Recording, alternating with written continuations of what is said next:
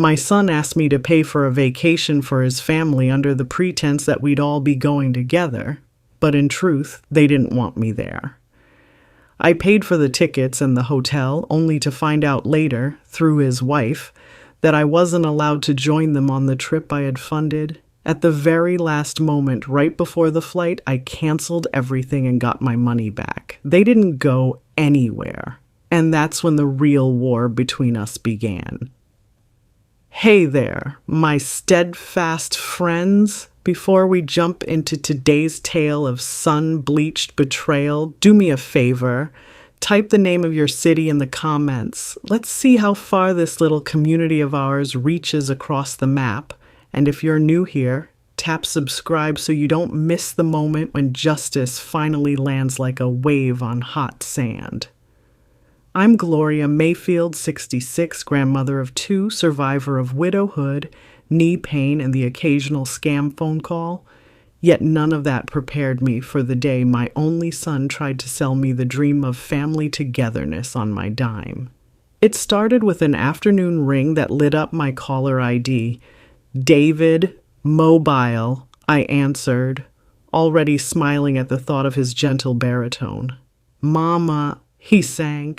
Ellie's found a resort in Cancun with turtle release nights for the kids and fresh churros every morning. Imagine us all on the beach. No worries, just memories. But that butt was long enough to hold an ocean. Our savings are tied up till tax refunds clear. Could you front the flights and hotel? We'll square up come April. The request stung less than it should have. I'd bailed David out before. College loans, a minivan transmission, even the down payment on their starter home. I told myself this was different. A week of laughter, photos, grandbabies burying my feet in the sand. Besides, what kind of mother denies her child sunshine? Within 24 hours, my platinum card screamed through 5 airline tickets and a 2-bedroom ocean view suite. Confirmation emails poured in like confetti. I printed them, slipped them into a lavender folder labeled Family Trip of a Lifetime, and pinboarded it above my desk. For 3 glowing weeks I prepared. I practiced beginner Spanish. Donde está el baño? And bought a floppy straw hat so wide it could shade a small county. At church, I told the ladies' circle God had blessed me with one more adventure before my joints declared mutiny. They beamed. I beamed back, swelling with purpose. Then, 3 days before departure, my phone chimed with a text from Ellie. Bright sunflower emoji as if cheerful punctuation could soften what followed. Hey Gloria, quick update. Resort rules changed. Max occupancy 4. Upgrading isn't possible last minute. Probably best if you skip this one, but we're so grateful you secured everything. So, I blinked, reread, checked the date. Half expecting an April Fool's banner even though it was mid-July, I knew the suite slept 6. I'd reserved it myself. Rage rose slow and heavy. Not a flash fire, but molten lava inching toward daylight. I called immediately. Ellie answered on speaker. I could hear children's cartoons chirping in the background. Sweetheart, I began, voice level. Are you telling me I'm uninvited to the vacation I paid for? Silence, then a throat clearing. It's just, logistics. Kids get cranky. Less stress for everyone. Not everyone, apparently. Just them.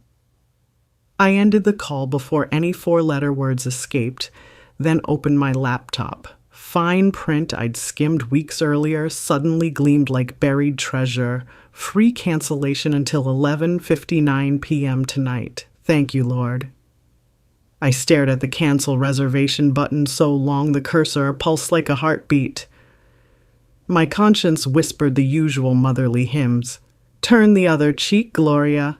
Be the bigger person. Something deeper, fiercer, answered back. Big doesn't mean blind. I clicked. A warning pop-up asked if I was sure. I clicked again. Finality tasted like sea salt and relief. Next stop. The airline portal.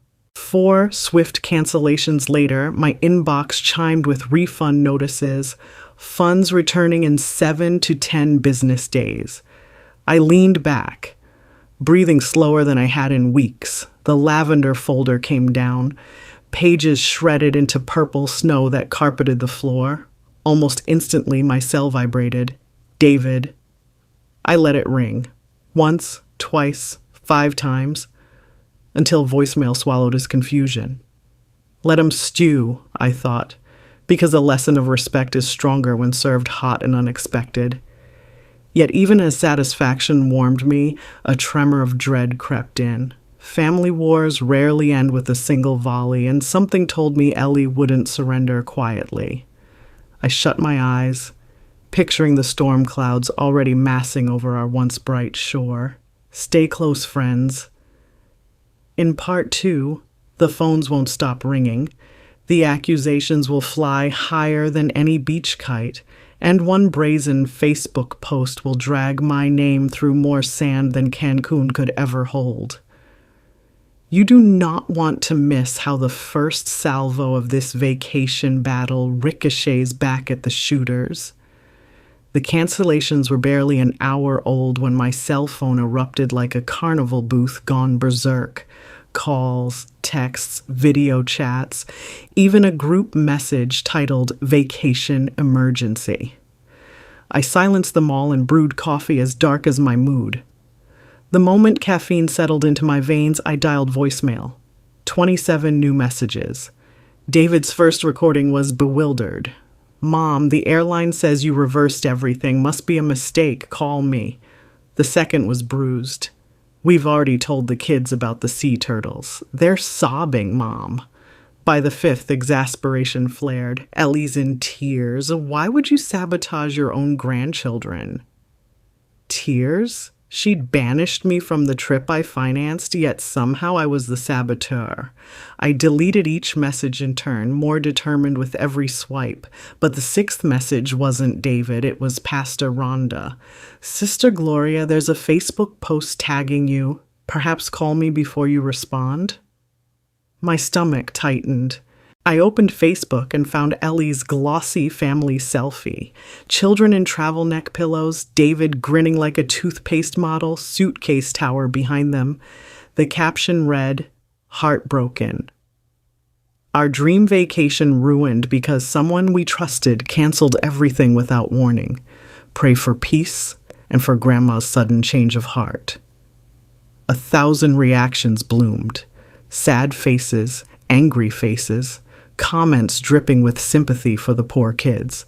Not one detail about my uninvitation, naturally. Anger snapped its leash. I drafted a scathing reply, but paused. Public mudflinging felt delicious for a second, yet dignity whispered, not yet. Instead, I clicked share and simply wrote, "There are 3 sides to every story." Then I logged off and let curiosity do the heavy lifting. Ellie's direct message arrived minutes later. Ellie, that post was a plea for understanding, not an attack. Why air dirty laundry? Me. You hung the sheets, dear. I'm just letting the breeze through. While social media steamed, my landline rang. Only 2 people still called the landline. Spam robots and my best friend Ada Simmons. Ada's voice thundered through the receiver. Girl, they're painting you like Cruella de Vil. Want me to unleash my cousins in the comments? I laughed. First genuine laugh of the day. Hold your cousins for now, but keep popcorn ready. By dinner time, David finally caught me live. His voice was a storm caught in a bottle. Mom, Ellie feels unsafe with you right now. She thinks you're unstable. Unstable? I echoed. Because I withdrew financial support when I was disinvited from enjoying it? He sighed. Look, we're under pressure. The kids keep asking why Grandma wants to stay home. Tell them Grandma wasn't allowed to come. The silence that followed was so stark I heard his heartbeat vibrating through the line. Then the call dropped. Whether from reception or resignation, I couldn't tell. That evening, I opened the lavender folder's remains just to confirm nothing survived, and noticed a sticky note clinging to my desk: travel insurance hotline. An idea sparked brighter than any tropical sunrise. If Ellie insisted on rewriting history, I'd insure my version against every lie. I spent 2 hours scanning receipts, saving call logs, and archiving messages, evidence, neat and dated. At midnight, the house settled. I stepped onto my porch, cicadas droning, sky full of silver. Somewhere far south, warm waves lapped a shoreline we might have shared. I imagined my grandkids chasing crabs under moonlight, then remembered Ellie's sunflower emoji twisting truth like a vine around my neck. A breeze cooled my anger, leaving something harder: resolve. Inside, I drafted a letter: measured, factual, kind where possible, firm where necessary. It began, "Dear David, love is not a credit card." I scheduled it to send at sunrise, closed my laptop, and knelt to pray, not for reconciliation yet, but for clarity, for strength to weather the fallout I knew was coming, because fallout always comes. And when it does, it doesn't care who packed the sunscreen. Don't drift away just yet. In Chapter 2, Dawn delivers a knock that rattles my front door and my sense of safety. Legal papers, public spectacle, and a betrayal deeper than salty ocean trenches are waiting on the other side.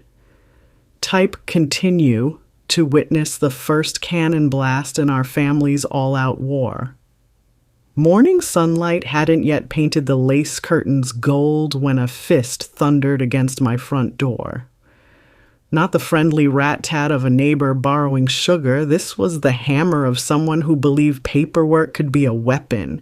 I'd barely tied my robe when the pounding came again. "Coming," I called, though my throat felt full of gravel. I drew a calming breath, squared my shoulders the way my late husband, Sergeant Mayfield, taught me, and opened the door. A man in a charcoal suit stood there, cologne sharp as gun oil. "Gloria Mayfield?" he asked, already certain. I nodded. He thrust a thick envelope at my chest. "You've been served. Have a blessed day." The blessed part felt like a joke as he strode back to his idling sedan. I carried the envelope to the kitchen table, heart drumming a cadence older than jazz. Petition for reimbursement and damages. The bold title read, followed by David's and Ellie's full names. Damages? Ellie's post-vacation blues had apparently sprouted a $sign. The claims were theatrical. Emotional distress, lost memories, non-refundable excursions, a dolphin swim, a sunset catamaran, a cultural cooking class that sounded pulled from a brochure. Total demanded $27,489.65, plus court fees, of course. I laughed out loud. One sharp bark that startled my cat, Mabel. Emotion boiled beneath the humor, but the absurdity won the first round. They wanted my money and my silence, wrapped in legal ribbon. I reached for my phone and tapped Ada's number. One ring. "Girl, it's not even 8, she grumbled. "It's lawsuit o'clock," I replied, scanning the affidavit. "They're suing me for emotionally damaging their vacation plans."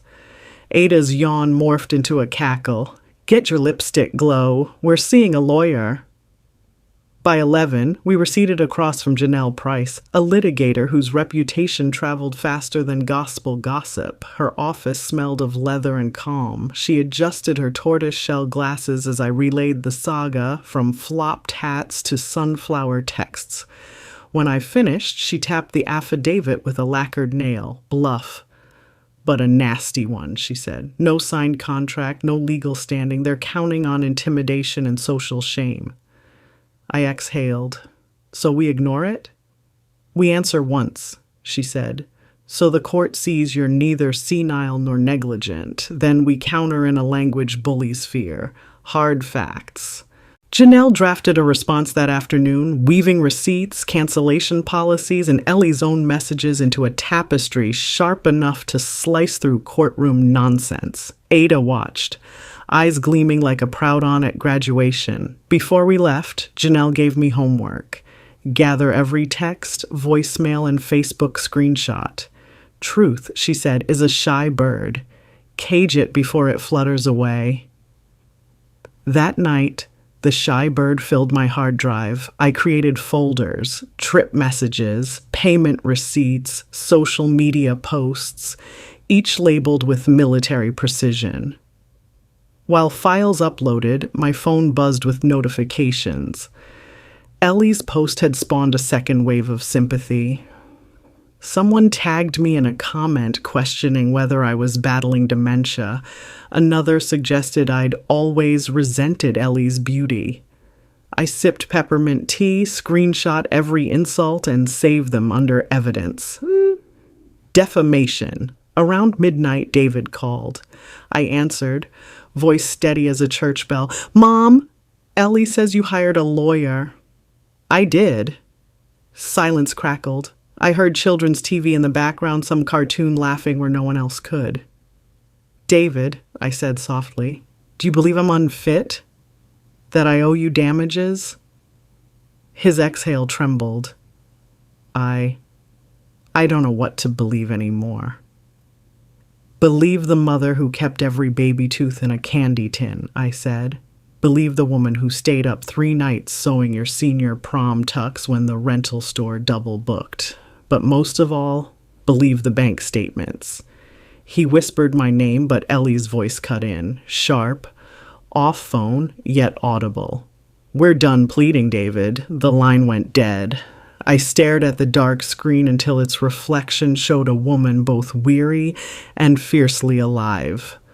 Wrinkles mapped the years, silver curls, framed eyes, still bright with fight. My ancestors didn't survive Jim Crow just so I could fold under a snide Facebook post and a bogus lawsuit.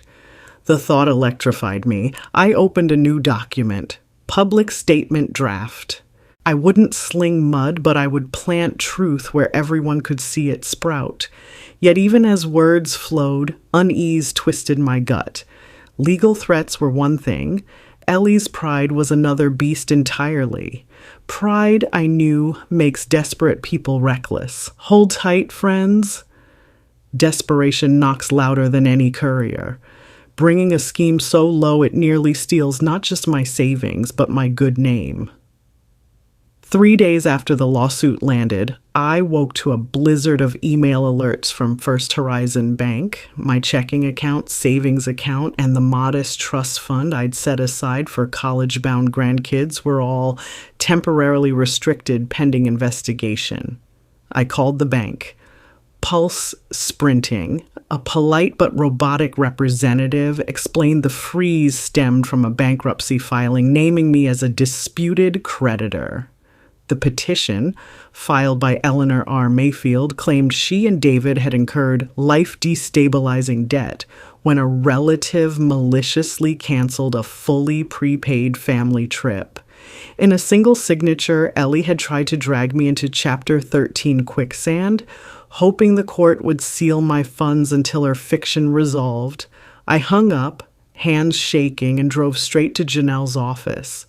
Janelle skimmed the bankruptcy docket, eyebrows arching with every page. Bold move, she muttered. But sloppy. She misstates the timeline, the amounts, even David's social security number. Will the freeze stick? Only until the trustee reviews it, which will accelerate. She drafted an emergency motion, attaching the actual hotel invoices, the refund confirmations, and Ellie's sunflower sweet text disinviting me. We'll ask the court to deem her filing frivolous and seek sanctions for abuse of process. And my money? Days, not weeks, she promised, though worry flickered behind her confidence. That evening, Ada and I sorted more evidence. Every screenshot, voicemail, insurance email, anything smelling of truth. Mabel, the cat, supervised from a shoebox lid, tail flicking with judicial disapproval. Halfway through cataloging, Ada's phone buzzed with a news alert. Local family elder care dispute goes viral. Ellie had given an interview to a morning show producer, tears shimmering under studio lights. The Chiron read, "Grandma's betrayal, Cancun dream shattered." Footage rolled of David holding their youngest, looking haunted. Ellie described me as erratic and prone to mood swings after my husband's passing. She suggested I'd threaten to burn their passports. The host clucked sympathy. Social media pixels exploded. Ada snapped the laptop shut like a mousetrap. "That's it, Glow. Time for you to speak." I shook my head. No trolling, receipts, not rants. Still my cheeks blazed. The heat of righteous anger can cook a person from the inside out. Next morning, we met the bankruptcy trustee, a silver-haired gentleman who greeted us with a weary smile that said he'd seen worse family feuds, though maybe not by much. Janelle presented our motion. The trustee flipped through spiral-bound exhibits, pausing at Ellie's text. "Probably best if you skip this one, but we're so grateful you secured everything," he sighed. "The court doesn't look kindly on weaponizing bankruptcy. I'll recommend immediate unfreeze and refer potential sanctions to the judge." I thanked him, voice wobbling. The instant we stepped outside, Janelle's phone pinged. Freeze lifted. Relief flooded my limbs like warm soup on a winter night. Ada whooped loud enough to startle pigeons off the courthouse eaves, but celebration cut short when a minivan screeched to the curb. David leaped out, eyes frantic. "Mom, Ellie's gone off the rails," he blurted. "She served you, froze your money, spun TV sob stories. Now she wants power of attorney, says you're a danger to yourself." "Is that why you're here?" I asked, folding my arms. "No." His voice cracked. "I'm here because I finally read everything your lawyer sent over. Ellie lied to me, to everyone. I should have asked for your side sooner." Tears welled, honest and raw. "I don't know how to fix this." Compassion tugged, but steel held. First, pull the plug on her smear campaign. Second, meet me and Janelle tomorrow to draft a statement retracting every false claim. Then we talk forgiveness. He nodded, shoulders sagging like a child punished after recess. Ada squeezed my hand. Silent applause. That night, I filmed a short video at my kitchen table. No makeup, just truth. I outlined the timeline, displayed receipts, read Ellie's own text aloud. No insults, no venom. I ended with Psalm 37. "Commit your way to the Lord, trust in him, and he will act." Within hours, Team Gloria trended. Strangers shared stories of financial manipulation by relatives. Support poured in like high tide. Yet victory wasn't final. Ellie still controlled the kids, the narrative at their school, the locked door moments when she could spin fresh webs around David's heart. And I sensed she wasn't done. Pride seldom retreats quietly. Ellie's final gambit arrives in the form of an unexpected ally, a whistleblower from her own circle, unveiling secrets that threaten not just reputations but freedom itself. Sunrise draped my porch in honey gold, but the air felt thick as courtroom carpet. David had kept his word. Ellie's TV segment vanished overnight, her pity posts deleted, but silence from her corner was more menacing than a growl. I spent the morning tending roses, clipping dead heads with the patience of a saint and the precision of a surgeon. Each snip felt like trimming away lies. At 10:30, my landline rang. Unknown number. I almost let it bounce to voicemail until a nudge in my spirit whispered, "Pick up. That call's carrying answers." "Mrs. Mayfield?" A young woman's voice trembled. "You don't know me." "My name is Serena Alvarez. I work with Ellie at Starfire Realty." My pulse quickened. What can I do for you, Serena? It's what I can do for you, she said, words rushing like a creek after rain. I've watched Ellie forge documents, inflate commissions, even reroute client deposits. When she mentioned filing for your guardianship, I couldn't stay quiet. Her breath caught. I copied everything. Emails, bank transfers, meet me tonight, 7:30, alley behind the old Crest Theater. Bring no one but a flashlight. She can't know. The line clicked dead. My first instinct was suspicion. Could be a trap. Yet something in Serena's raw urgency felt genuine, the way a true confession quivers on the edge of collapse.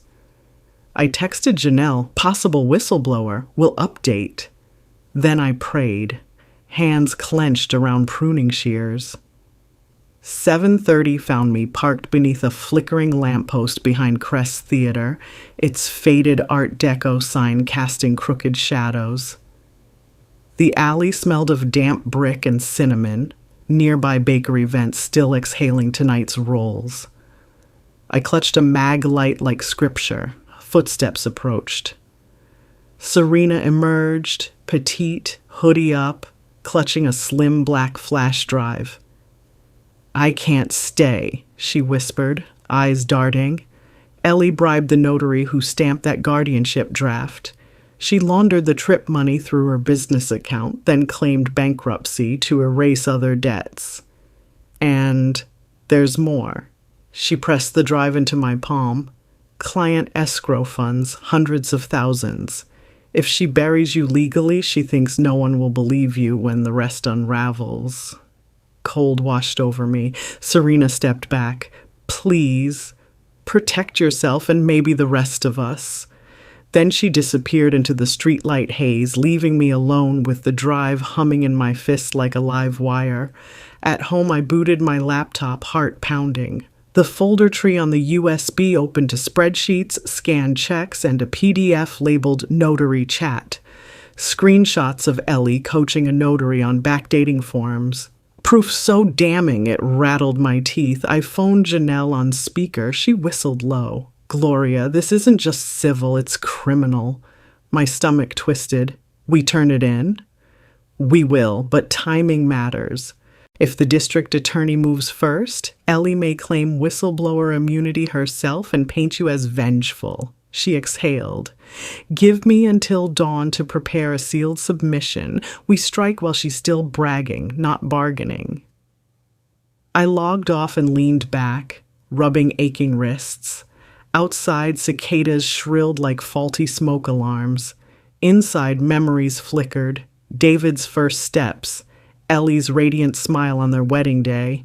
The night she handed me a Mother's Day card that read, "Thank you for raising the man I love." Was any of it real? Betrayal stings deepest when it grows from kisses and borrowed trust. I brewed chamomile but couldn't swallow past the lump in my throat. Instead, I opened my journal, leather-bound, pages smelling of nostalgia, and wrote, "Evil blooms when good folk stay silent. Tonight a stranger chose courage. Tomorrow I must match it."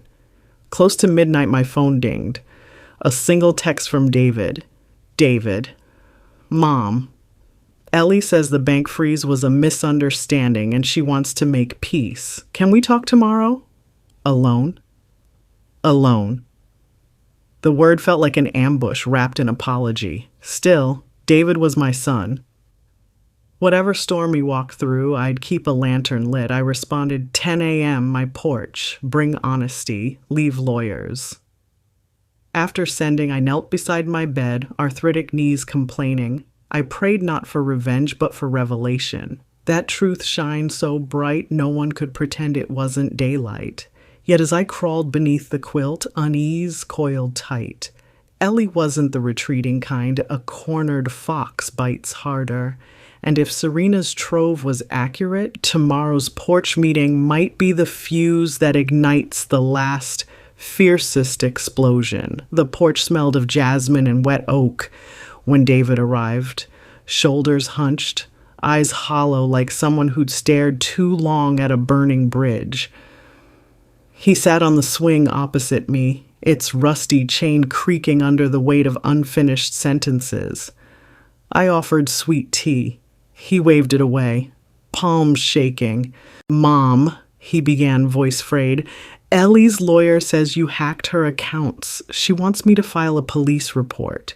I raised one eyebrow.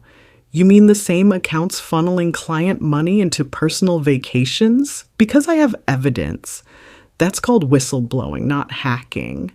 His gaze flickered. I slid a printout across the wicker table, a spreadsheet showing Ellie's transfers highlighted like neon sin. David's lips parted, but words caught. "Is this real?" "As real as the debt notice you'll get when her fraud lands." I inhaled slowly. "Son, love doesn't ask you to stay blind." Tears rimmed his lashes. "I thought you hated her." "I loved the woman you introduced me to. I still pray for her, but praying is not the same as ignoring." The screen door squealed. Ada stepped out, holding a tray of biscuits. David flinched as if guilt had taste. Ada kissed my cheek, set the tray down, and retreated inside, leaving the aroma of butter and solidarity. David exhaled. "Ellie's on her way over. She wants—" Tires screeched at the curb. A red convertible, Ellie's midlife trophy, shuddered to a stop. She marched up the walkway in heels that stabbed the earth. Behind her trudged a woman in charcoal slacks, Sheriff's Deputy Holt, hand resting on a duty belt. Ellie pointed at me. "Officer, that's her. She illegally obtained confidential business files." Deputy Holt's expression remained neutral.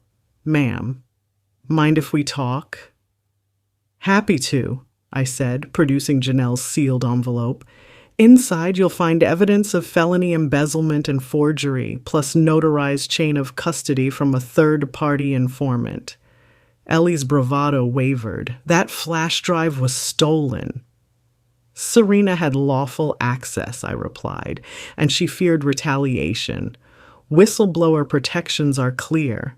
The deputy opened the envelope, eyes scanning. She murmured, "Ma'am, this is well above my pay grade. I'll need to forward it to the DA."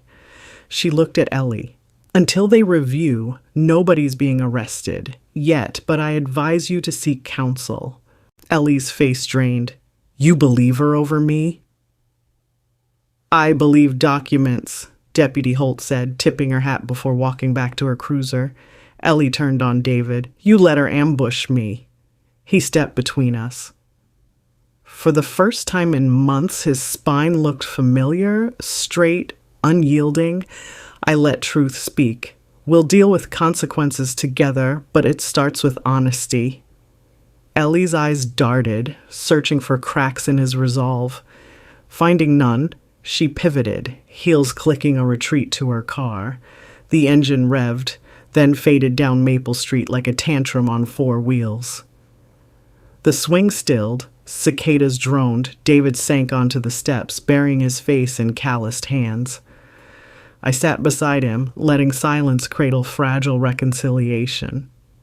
Finally he whispered, "If she's charged, what happens to the kids?" "They'll need their dad," I said, squeezing his shoulder, "and their grandma." He nodded, tears spotting denim. In that moment, I saw the boy who once scraped his knee and ran to me for Band-Aids shaped like cartoon sharks. Some wounds still needed tending. Later that afternoon, Janelle phoned. "DA's office wants the drive by 5. They'll pursue an emergency warrant for Ellie's business records." "Will they question me?" "Probably, but you'll walk in as a witness, not a defendant." I hung up and looked around my kitchen. Cooling biscuits, empty tea glasses, evidence boxes stacked like miniature fortresses. A war zone, yes, but one where light seeped through every crack. Before dusk, I posted a brief update online. No gloating, only gratitude for steps toward truth. Comments flooded in. Stories of stolen inheritances, manipulative spouses, thank yous for showing courage at any age. I read each one, heart pulsing with humble fire.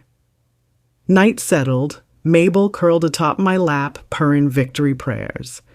Yet peace remained cautious. Ellie still wielded social cunning. A cornered liar invents new fables faster than dawn. I set my alarm for 6.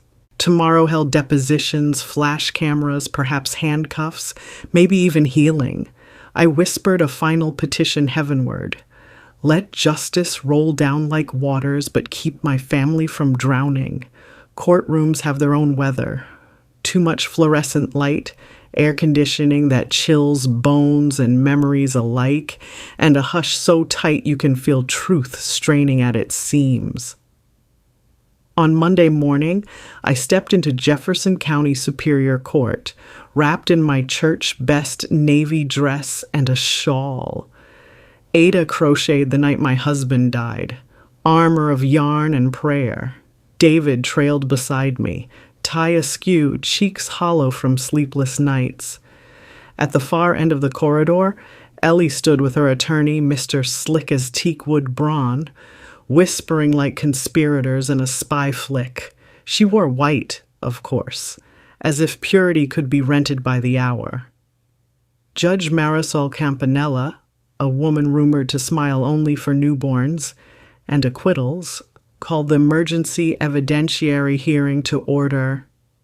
Janelle rose first, a silver flash drive gleaming between thumb and forefinger. Your Honor, this device contains financial records demonstrating systematic embezzlement by the respondent, Eleanor R. Mayfield, including forged notarizations and bankruptcy abuse intended to defraud both private clients and the petitioner, Gloria Mayfield. Braun objected. He objected to Janelle's breath, the color of my shawl, the phase of the moon, but Judge Campanella's gavel cut objections like garden shears trimming weeds. The flash drive disappeared into the clerk's possession. The gravity in the room seemed to deepen by several atmospheres. Next, Serena Alvarez took the stand. Her voice trembled only on the first sentence, then settled into righteous clarity. She spoke of falsified escrow accounts, falsified signatures, how Ellie once toasted creative accounting with bottom-shelf champagne. Ellie's knuckles blanched. Braun scribbled frantic notes. I watched David, every revelation carving new lines of shame and sorrow across his face. Behind us, reporters' pens scraped paper like gnats against a window. Then Judge Campanella beckoned me. The bailiff guided my oath-raised hand. The Bible felt cool, steady, like the Lord himself whispering, "Walk forward, child."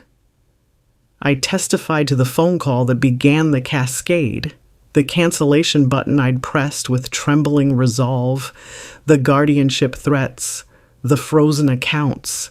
Each fact clicked into the day like puzzle pieces finding home. Braun attempted a cross-examination laced with insinuations of senility. I countered with precise dates, invoice numbers, and the Spanish phrase, "No me subestimes." Caballero. Don't underestimate me, sir.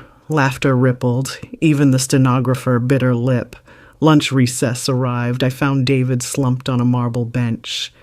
Mom, he murmured, after all this, can there be anything left of us? I cupped his cheek. Blood outlives scandal, but healing's a choice. You make it every sunrise. He nodded, tears silencing further words. Back in session, Judge Campanella reviewed notarized bank letters Janelle had overnighted, iron bars in the cage around Ellie's defense. When the judge finally spoke, her tone could have frosted desert sand. Preliminary finding. Sufficient evidence of fraud, forgery, and bankruptcy abuse to forward criminal charges to the district attorney. Civil petition by respondent is dismissed with prejudice. All assets frozen pending audit, except those belonging to petitioner, which are hereby released. Gavel.echo. End of pretense. Ellie's jaw dropped. Braun steadied her elbow as if she might faint. David's shoulders sagged, but for once it looked like weight being set down, not added. Outside flashbulbs popped. Ada shielded me with her purse like a bouncer in pearls. I answered 3 questions, no more, then placed a hand on David's back and guided him through the crowd toward sunlight. We drove home in silence until Maple Street's sycamores appeared, leaves rustling like gossip in a kinder tongue. David parked, engine ticking. Mom, I know apologies can't fix what Ellie's done, but I'm sorry I doubted you. I'm sorry you had to choose between wife and truth, I said. That's a battlefield nobody signs up for. He stared at our porch swing, the chain now oiled, biscuits long gone. What happens to the kids? We shelter them, I said, together. A cruiser cruised past, Deputy Holt on patrol, gentle reminder justice still unfolded. Somewhere downtown, Ellie sat in a glass room answering questions that didn't take no for an answer. I climbed the porch steps, knees protesting, spirit strangely light. The war wasn't finished. Audits, custody hearings, the slow stitching of trust awaited, but today felt like high tide turning at last. I faced David. There's cornbread inside and Ada brewed peach tea. Come eat, then call a realtor. Your house sold, remember? My guest room's yours until we chart new coordinates. His eyes glistened.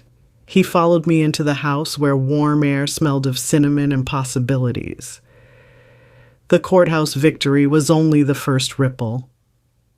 2 months later, Ellie stood before the same judge, this time for sentencing. She wore county-issue beige and an expression halfway between defiance and dread. David sat beside me, fingers laced so tight the knuckles blanched. Judge Campanella read the counts: fraud, forgery, bankruptcy abuse, then set the penalty. 18 months in a minimum security facility, 5 years probation, full restitution. The gavel fell like the lid on an unmarked grave. Ellie's shoulders sagged. For the first time, she looked small enough to fit inside her own excuses. Outside, reporters swarmed. I offered no triumph, only truth. Justice isn't joy, it's a door closing on harm so healing can begin.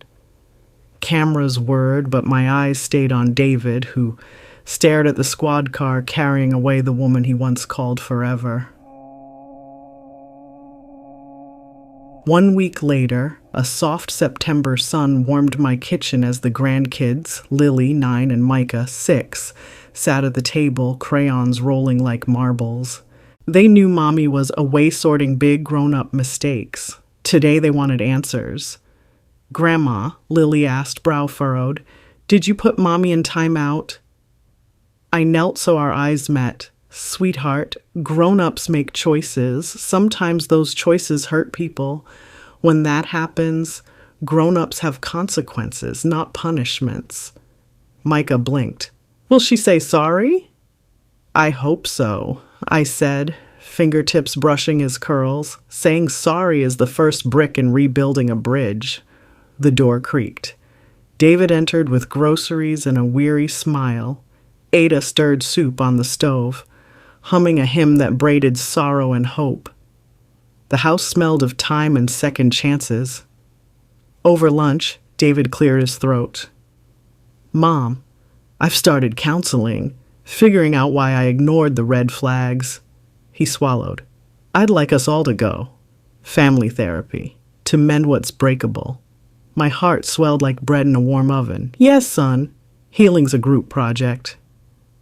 2 months later, autumn painted Maple Street crimson when a letter arrived from the correctional facility. Ellie's handwriting, shaky yet unmistakable, filled 3 pages. She confessed, apologized to each of us by name, and asked for the children's forgiveness when the time felt right. I read the letter aloud at Sunday dinner. Tears dotted David's lashes. Lily squeezed Micah's hand. We prayed, not for erased pasts, but for wiser tomorrows. When plates were cleared, I brought out a surprise. Plane tickets, Cancun next summer, family suite for 6, fully refundable, names blank where Ellie's once sat. David's eyes widened. Mom, I smiled. This time we all go, or no one does, and we pay together, 50-50. Laughter bounced off the walls, light as beach sand. Later, standing on the porch beneath a harvest moon, I whispered a private vow. Mercy doesn't cancel consequences, but it keeps bitterness from renting a room in my heart. The war was over. Rebuilding could begin, brick by brick, hug by hug, prayer by prayer. Friends, thank you for walking every rugged mile with me. If this story stirred your heart, please share your thoughts in the comments, hit like, and subscribe so our circle of strength keeps growing. May courage guide your choices, gratitude fill your days, and the fierce grace of grandma power inspire you to stand tall against any wrong. Stay blessed, stay bold, and remember, respect is a two-way ticket, never bored without it.